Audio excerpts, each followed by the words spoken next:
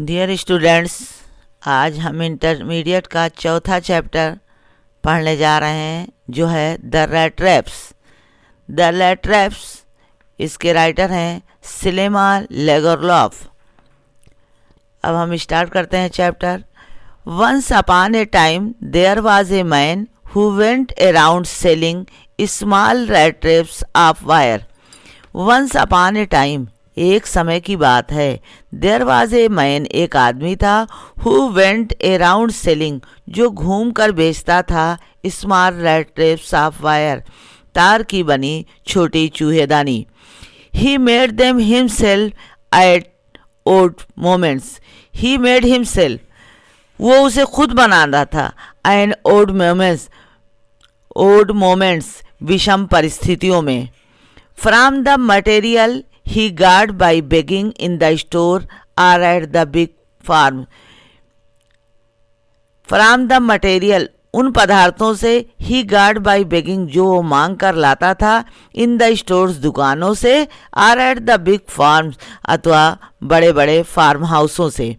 But even so लेकिन फिर भी the business was not especially profitable उसका जो बिजनेस था बहुत लाभदायक नहीं था। So he had to resort to both begging and petty thievery to keep body and soul together. So he had to resort to both begging, इसलिए उसे जो है भीख मांगना and petty thievery और छोटी मोटी चोरियां करना to keep body and soul together अपने जीवन यापन के लिए करना पड़ता था। इसलिए जीवन यापन के लिए उसे भीख तथा छोटी मोटी चोरी करने दोनों का ही सहारा लेना पड़ता था। इवन सो फिर भी हिज क्लॉथ वर इन रैग्स उसके कपड़े फटे होते थे। हिज चीक्स वर संकन उसके गाल पिचके हुए थे। And hungers gleamed in his eyes और भूख जो है उसके चेहरे से झलकती थी। नो वन कैन इमेजिन कोई कल्पना नहीं कर सकता था how sad and monotonous life can appear to such a vagabond who plods along the road. No one can imagine कोई कल्पना भी नहीं कर सकता था कि हाउ सैड कितना दुखदाई एंड मोनोटोनस लाइफ और नीरस जीवन था कैन अपीयर प्रकट होता था टू सच ए वैगाबॉन्ड उस घुमक्कड़ का जीवन जो है कोई सोच भी नहीं सकता था कितना दुखद और नीरस हो सकता है। Who plods along the road जो सड़कों पर चलता था। Left to his own meditation और अपने ही विचारों में खोया रहता था।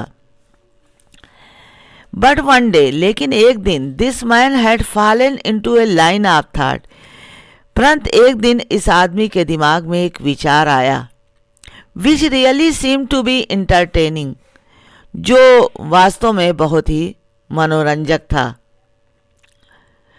विच रियली सीम्ड जो वास्तव में प्रतीत होता था टू हिम इंटरटेनिंग जो इस आदमी के दिमाग में विचार आया वो बहुत मनोरंजक लगा। He had naturally been thinking of his rat traps. He had naturally वो स्वाभाविक रूप से थिंकिंग सोच रहा था ऑफ हिज रैट ट्रैप्स अपनी चूहेदानी के बारे में। व्हेन सडनली तब अचानक he was stuck by the idea उसके दिमाग में एक विचार आया that the whole world about him कि उसके चारों ओर की पूरी दुनिया the whole world with its land and sea भूम समुद्र इट्स सिटीज एंड विलेजेस शहर और गांव वर नथिंग कुछ भी नहीं है but a big rat traps मतलब पूरी दुनिया जो है भूम समुद्र शहर और गांव एक चूहेदानी के अलावा कुछ नहीं है। It had never existed for any other purpose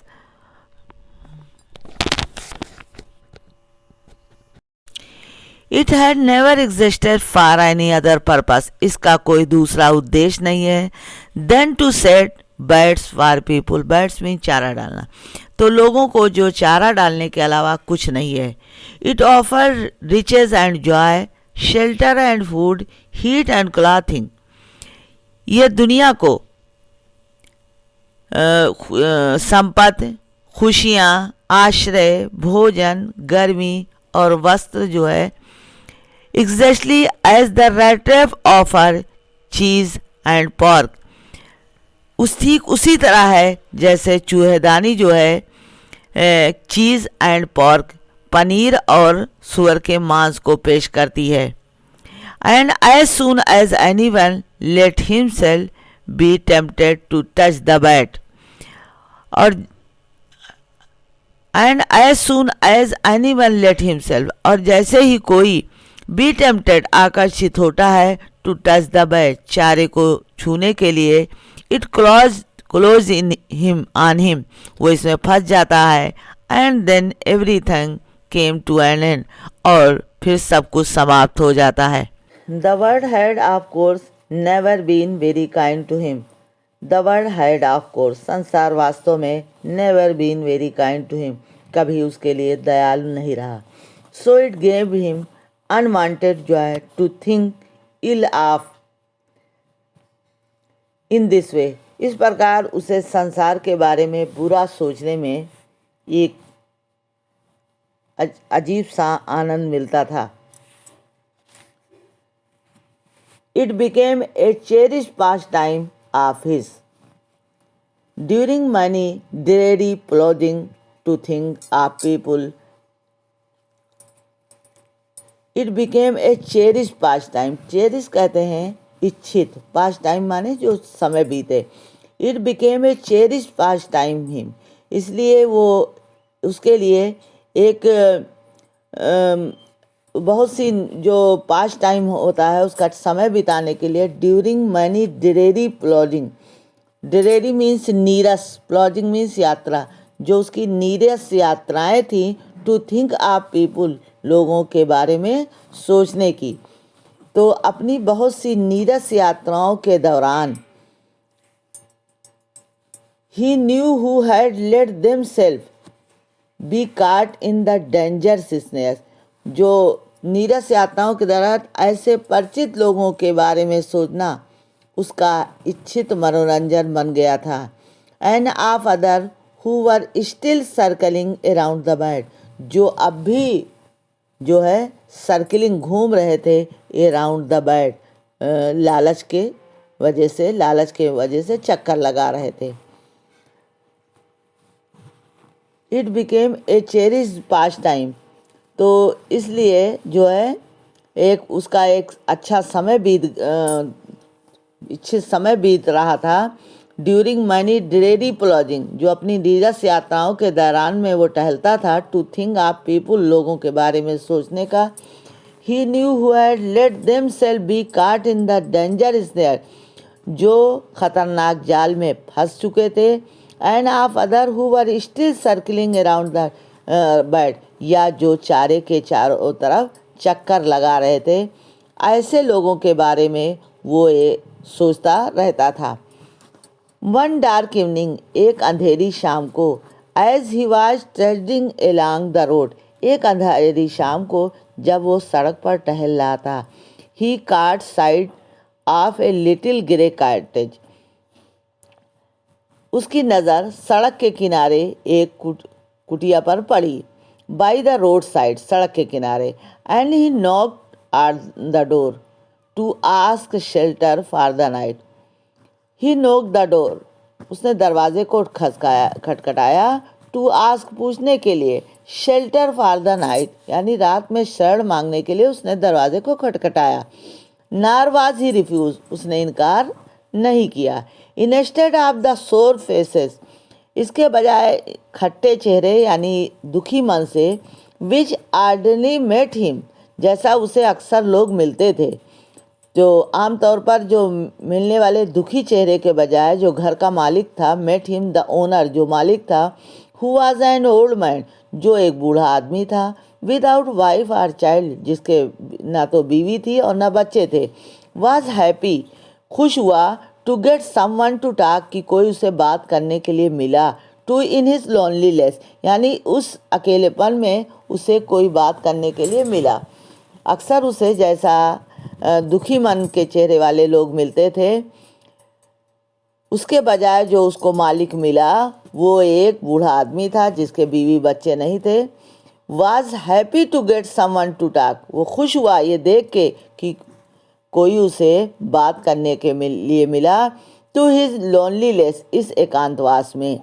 immediately he put the porridge pot, तुरंत ही पुट द पॉरिज पॉट, उसने दलिया का बर्तन, दलिया की हांडी चढ़ाया ऑन द फायर, आग पर। एंड गेव हिम सपर, और उसे शाम का भोजन दिया। Then he carved off such a big slice from his tobacco roll, और उसने अपने तंबाकू के बंडल में से एक बड़ी फांक निकाली। दैट इट वॉज एनफ, जो काफ़ी थी, both for the strangers pipe and his own, यानी अजनबी की चिलम के लिए और उसके लिए, दोनों के लिए काफ़ी थी।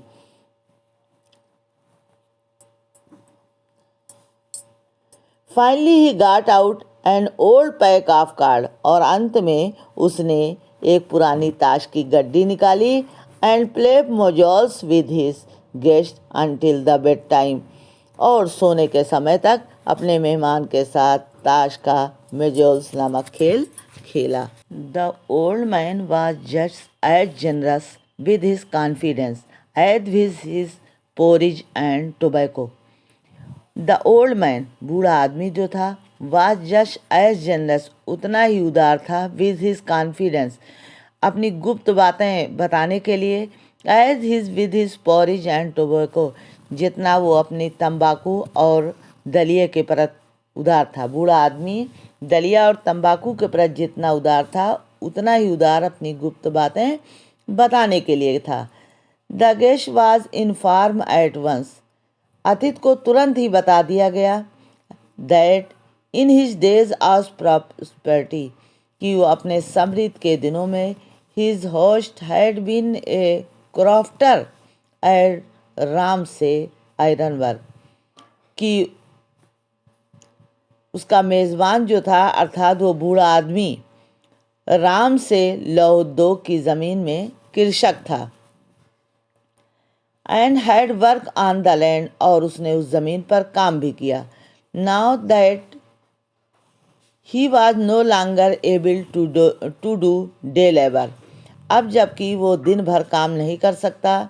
इट वॉज हिज काउ, उसके पास गाय है, विच सपोर्टेड हिम, जो उसका सहारा थी। Yes, that bossy was extraordinary, और वो असाधारण थी। She could give milk for the creamery every day, वो प्रत्येक दिन मक्खन के लिए दूध देती थी। एंड लास्ट मंथ, और अगले महीने, he had received all of the 30 kronor in payment, और पिछले माह उसे पूरे 30 क्रोनोर भुगतान में प्राप्त हुए। The stranger must have seen incredulous, the stranger must have seen, अजनबी को, बूढ़े व्यक्ति को अवश्य लगा होगा, the stranger must have seemed incredulous, for that old man got up and went to the window, बूढ़े व्यक्ति को लगा कि वह अजनबी उसकी बात पर विश्वास नहीं कर रहा है। And went to the old man got up, बूढ़ा आदमी उठा, and went to the window, और खिड़की तक गया। Took down a leather pouch, और उसने एक लेदर पाउच निकाला, विच हंग, जो लटका हुआ था, ऑन ए नेल, एक कील पर, in the every window frame, खिड़की के फ्रेम में। And picked out 3 wrinkled 10 kronor bills, और 10 क्रोनोर के 3 नोट, मुड़े हुए नोट निकाले। These he held up before the eyes of guest, और these he held up before the eyes of his guest, और उसने अपने अतिथि की आंखों के सामने जानबूझकर निकाला। नोडिंग नोविंगली, नोडिंग सर हिलाते हुए, नोविंगली जानबूझकर सर हिलाया, and then stuffed them back into his pouch, और तब उसे वापस थैले में डाल दिया। The next day both men got up in good mood. अगले दिन दोनों आदमी अच्छी स्थिति में उठे, अच्छे मूड में उठे। The crofter was in a hurry to milk his cow. The crofter was in hurry, कृषक जो था वो जल्दी में था, टू मिल्क हिज काउ, अपनी गाय दूहने के। And the other man probably thought, और दूसरे आदमी ने शायद सोचा, he should not stay in bed, कि उसे अब बिस्तर पर नहीं रहना चाहिए। When the head of the house, जब मकान का मालिक, had gotten up, उठ गया है। They left the cottage at the same time. They left the cottage, उसने कुटिया को छोड़ दिया। At the same time, उसी समय। The crafter locked the door, कृषक ने दरवाजे को लॉक किया। And put the key in his pocket, और चाबी अपने जेब में रख लिया। The man with the rat traps said goodbye. चूहेदानी बेचने वाले आदमी ने अलविदा कहा, एंड थैंक यू, और धन्यवाद। And thereupon each went his own way, और दोनों अपने काम पर चले गए। But half an hour later, लेकिन आधे घंटे के बाद, द रैट ट्रैप पेडलर, चूहेदानी बेचने वाला, स्टूड अगेन, दोबारा खड़ा था, बिफोर द डोर, दरवाजे के सामने। He did not try to get in, उसने अंदर जाने की कोशिश नहीं की। हाउएवर, यद्यप, he only went up to the window, वो केवल खिड़की तक गया। स्मैश्ड ए पैन, कांच को तोड़ा। स्टक इन हिज हैंड, अपने जेब में, अपने हाथ से उसने प्रहार किया। And got hold of the pouch, और उसने पाउच को पकड़ा। विद द 30 क्रोनोर, जिसमें 30 क्रोनोर यानी 30 क्रोनोर जिसमें रखे थे। ही टुक द मनी, उसने धन को निकाला। And thrust it into his own pocket, और अपने जेब में रख लिया। Then he hung the leather pouch very carefully, तब उसने उस लेदर पाउच को, उस चमड़े के थैले को बड़े ध्यान से केयरफुल तरीके से लटका दिया। बैक इन हिज प्लेस, अपने स्थान पर। एंड वेंट अवे, और चला गया। As he walked along with the money in his pocket, जब वो जेब में पैसा लेकर चला। ही फेल्ट क्वाइट प्लीज, वो बहुत खुश हुआ। विद हिज स्मार्टनेस, अपनी चतुराई पर। ही रियलाइज, उसने महसूस किया, ऑफ कोर्स, वास्तव में, that at first he dare not continue on the public highway, that at first, कि सबसे पहले, ही डेयर नॉट, उसे साहस नहीं करना चाहिए, कंटिन्यू, लगातार, ऑन द पब्लिक हाईवे, सार्वजनिक सड़क पर यानी मुख्य सड़क पर उसे चलने का साहस नहीं करना चाहिए। But must turn off the road into the wood, बल्कि रास्ता बदलकर जंगलों से जाना चाहिए। ड्यूरिंग द फर्स्ट आवर, शुरू के कुछ घंटों में, this caused him no difficulty, शुरू के कुछ घंटों में उसने कोई कठिनाई महसूस नहीं किया। लेटर इन द डे, उसके बाद, इट बिकेम वर्स, ये ख़राब होता गया। Far it was a big and confusing forest, क्योंकि ये एक बड़ा और संदेहात्मक जंगल था। विच ही हैड गॉटन इनटू, जिसमें उसने प्रवेश किया था। ही ट्राइड, उसने कोशिश की, टू बी श्योर, निश्चित होने का, to walk in a definite direction, कि वो सही दिशा में चले। But the paths twisted back and forth so strangely, लेकिन रास्ते मुड़े हुए और अजनबी थे। ही वॉक्ड एंड वॉक्ड, वो चलता रहा, without coming to the end of the wood, वो चलता रहा, वो he walked and walk without coming to the end of the wood, वो चलता रहा, लेकिन रास्ता, जंगल का रास्ता ख़त्म नहीं हुआ। एंड फाइनली, और अंत में, ही रियलाइज, उसने महसूस किया, that he had only been walking around in the same part of the forest, he realize, उसने महसूस किया, that he had only walking, को केवल चल रहा है, around in the same part of the forest, जंगल के उसी भाग में। All at once he recalled his thought, तब उसे तुरंत रिकॉल याद आया, हिज थॉट्स अपने विचार, अबाउट द वर्ल्ड संसार के बारे में, एंड द रेड ट्रैप्स और चूहेदानी के बारे में। Now his own turn had come, अब ये उसकी अपनी बारी आ गई। He had late himself B fooled by A bird, he had late himself, वो खुद से बी फूल्ड मूर्ख बन गया, बाई ए बर्ड चारे के द्वारा, एंड हैड बीन काट और पकड़ा गया। द होल फॉरेस्ट पूरा जंगल, विथ इट्स रंग जो उसके तने थे, एंड ब्रांचेज और शाखाएँ थी, हिज थिकेस्ट घना था, एंड फॉलन लॉक्स और लंबे लट्ठे पड़े हुए थे, closed in upon him like an impenetrable prison, वो उसे एक दुर्गम जेल की तरह लग रहा था, from which he could never escape, जिससे वो बच नहीं निकला। यानी पूरा जंगल अपने तनों, शाखाओं, झुरमुटों और गिरे हुए लकड़ों के साथ उसे एक दुर्गम जेल की भांति लग रहा था, जिसमें वो कभी भी नहीं निकल सकता था, from which he could never escape, जिससे वो बचकर नहीं निकल सकता था। इट वॉज लेट इन दिसंबर, दिसंबर समाप्त होने वाला था।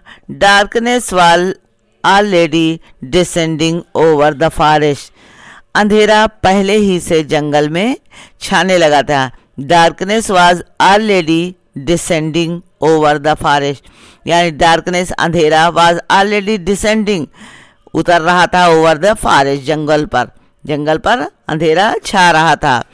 दिस इंक्रीज द डेंजर, इसने खतरे को और बढ़ा दिया, and increase also his gloom and disappear, और उसकी उदासी और निराशा को भी बढ़ा दिया। फाइनली ही सा नो वे आउट, अंत में उसे कोई रास्ता नहीं दिखाई दिया बाहर निकलने का। And sank down on the ground tried to death, and sank down वो गिर गया, ऑन द ग्राउंड जमीन पर, tried to death tired to death थक कर वो जमीन पर गिर गया। Thinking that his last moment had come, ये सोचते हुए कि उसका आखिरी क्षण आ गया है। बस just as he laid his head on the ground, जैसे ही उसका सर जमीन पर गिरा, ही heard a sound, उसने एक आवाज़ सुनी, a hard regular थम्परिंग,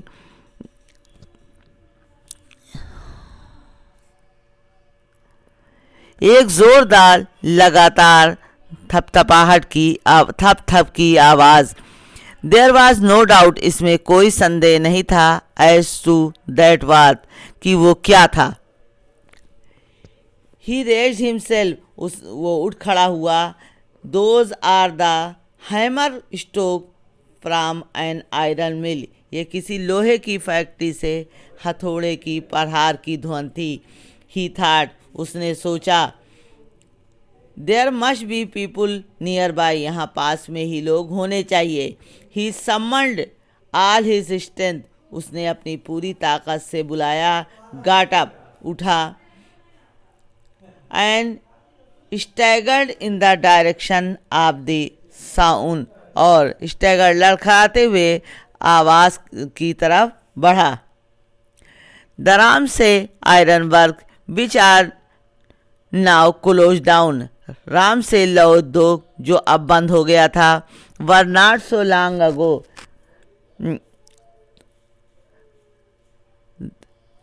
the Ramsjo iron work which are now close down were not so long ago, Ramsjo लौह उद्योग अभी थोड़ा ही देर ही पहले बंद हो गया था।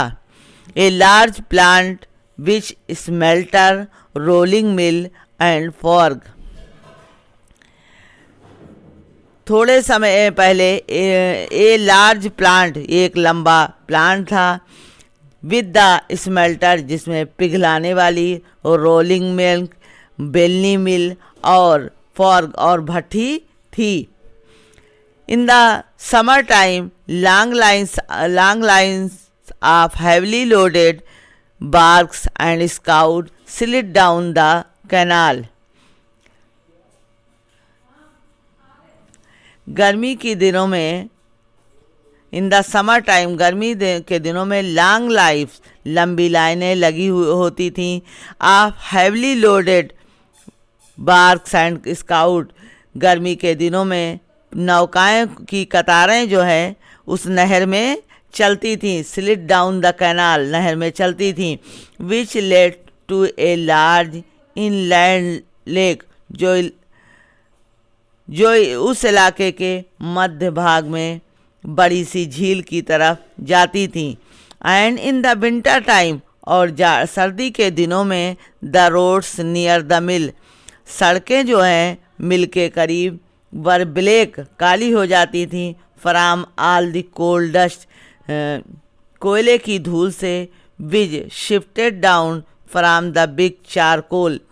तो सर्दी के दिनों में मिल के पास की सड़कें कोयले की टोकरियों से छनकर गिरी कोयले की धूल में काली हो जाती थीं। During one of the dark evening just before Christmas, the master Smith and his helper sat in the dark fork near the furnace, waiting for the pig iron which had been put in the fire to be ready to put on the anvil. During one of the dark evening, एक अंधेरी लंबी शाम को, just before Christmas से पहले, the master Smith लोहार and his helper और उसका सहायक सैट बैठा था इन द डार्क फोर, भट्टी के पास, एक अंधकार युक्त भट्टी के पास बैठा था, नियर द फर्नेस, भट्टी के करीब, waiting for the pig iron, इंतज़ार कर रहा था कच्चे लोहे का, विच हैड बीन पुट, जिसको रखना था, इन द फायर, आग में, to be ready to put on the anvil, यानी निहाई पर तैयार होने के लिए रखना था। एनविल मीन्स निहाई। Every now and then one of them got up to stir the glowing mass with a long iron bar. Every now, बीच बीच में, and then one of them, उन सब के बीच में, गाट अप, उठता था, टू स्टिर, यानी खुरेदने के लिए, द ग्लोइंग मास, सुलगते हुए पिंड को, with a long iron bar, एक लंबी लोहे की छड़ से, returning in a few minute, और कुछ मिनट के बाद वापस आता था, dripping with perspiration, dripping means गिरना, विथ परस्पायरेशन, और उसके पसीना गिरता था, दाऊ एज वाज द कस्टम, लेकिन जैसा कि रीत थी, ही वोर, वो पहने रहता था, नथिंग, कुछ और नहीं, बट एक लॉन्ग शर्ट, एक लंबी shirt, and a pair of wooden shoes, और एक लकड़ी का जूता।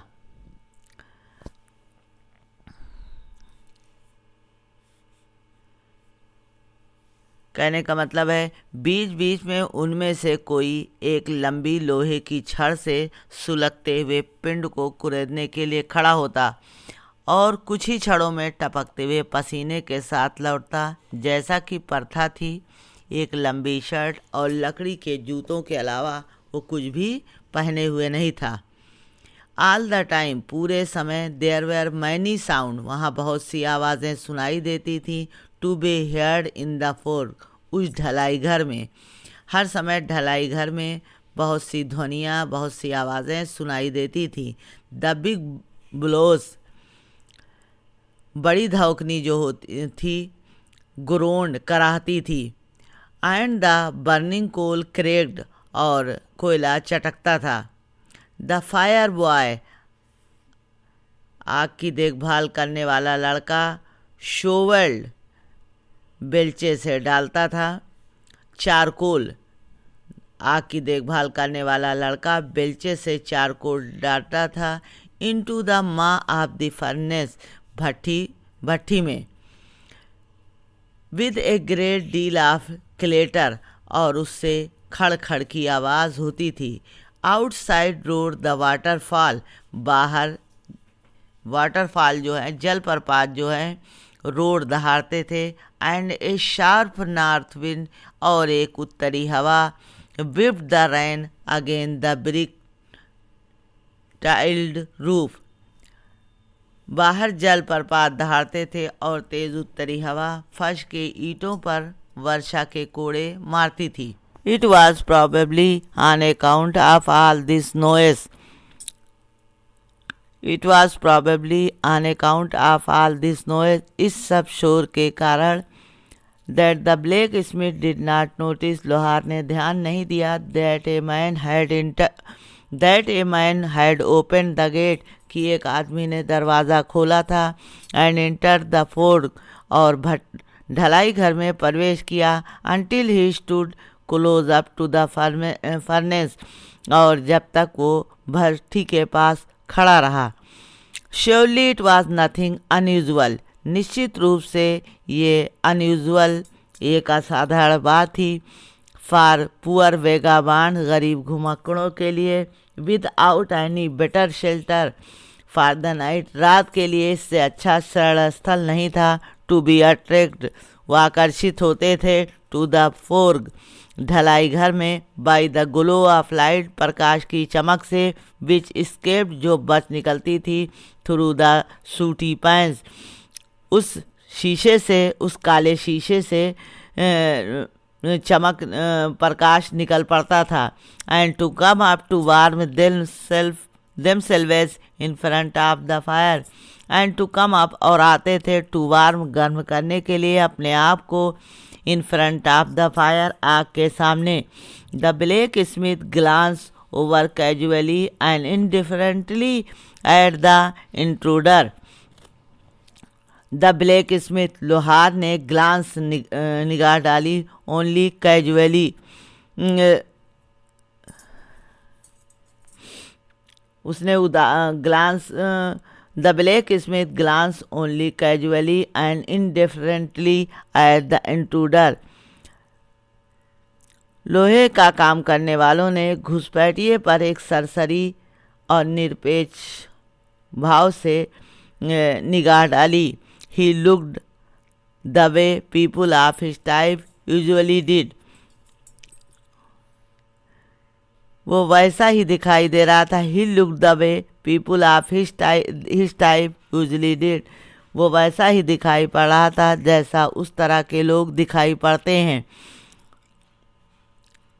विद ए लॉन्ग बियर्ड, एक लंबी दाढ़ी, डर्टी, गंदा, रैग्ड, फटे कपड़े, and with a bunch of rat tape, और एक बहुत सारी चूहेदानियों का लटकता हुआ गुच्छा, डैगलिंग ऑन द चेस्ट, जो वो अपने सीने पर लटकाए हुए था।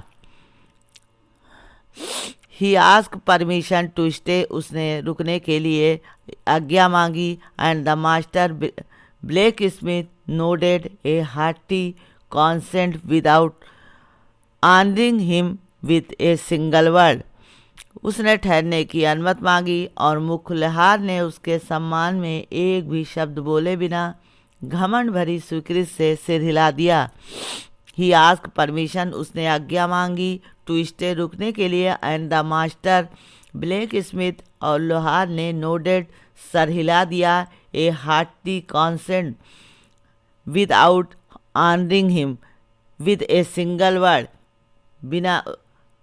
बिना कुछ कहे हुए, एक वर्ड कहे हुए, स्वीकृत में सर हिला दिया। The tramp did not say anything, घुमक्कड़ ने कुछ भी नहीं कहा।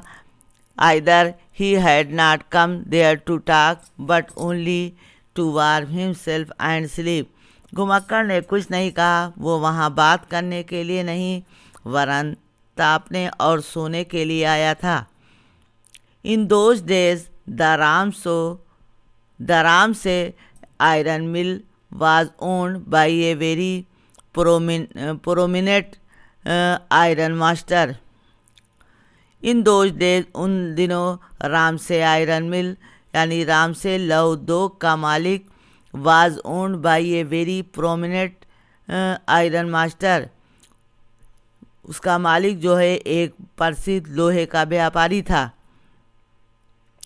Whose greatest ambition, जिसकी एक महान इच्छा थी, was to ship out good iron to the market, उसकी सबसे बड़ी महत्वाकांक्षा बाजार में अच्छा लोहा पहुंचाना था। He watched both night and day, वो दिन रात यही देखता था। To see that the work was done, कि काम अच्छा हो, as well as possible, जितना संभव हो सके। And at this very moment, और इस क्षण, he came into the fork, वो ढलाई घर में आया था। On one of his nightly round of inspection, और इसी समय वो ढलाई घर में निरीक्षण के लिए अपने एक रात के दौरे पर आया था। Naturally the first thing he सा वाज द टाल रैगामुफिन who had eased his way so close to the furnace that the steam rose from his wet rags. Naturally, स्वाभाविक रूप से, द फर्स्ट थिंग, जो पहली चीज़ उसने उसने देखी, वाज द टार रैगामुफिन, यानी वो जो लंबा घुमक्कड़ था, who had ease his way, वो रास्ते में आया, so close up the furnace, भट्ठी के इतने करीब आ गया, दैट स्टीम रोज, भाप निकल रही थी, फ्रॉम हिज वेट रैग, उसके भीगे कपड़ों से। The iron master did not follow the example of the blacksmith, लौ व्यापारी ने लोहारों के उदाहरण का अनुसरण नहीं किया। The iron master did not follow, iron master यानी जो लौह व्यापारी था, डिड नॉट फॉलो, उसने अनुसरण नहीं किया, the example of the black Smith, लौह व्यापारी ने लोहारों के उदाहरण का अनुसरण नहीं किया। Who had hardly design to look at the stranger, जिन्होंने अजनबी को देखने तक की कृपा नहीं की। He walked close up to him, वो उसके ज़्यादा पास आया, लुक्ड हिम, उसे ध्यान से देखा, ओवर वेरी केयरफुली, पूरी तरह से, then tore off his slouch hat to get a better view of his face, फिर उसके चेहरे को और अच्छी तरह देखने के लिए उसने झुके टोप को हटाया।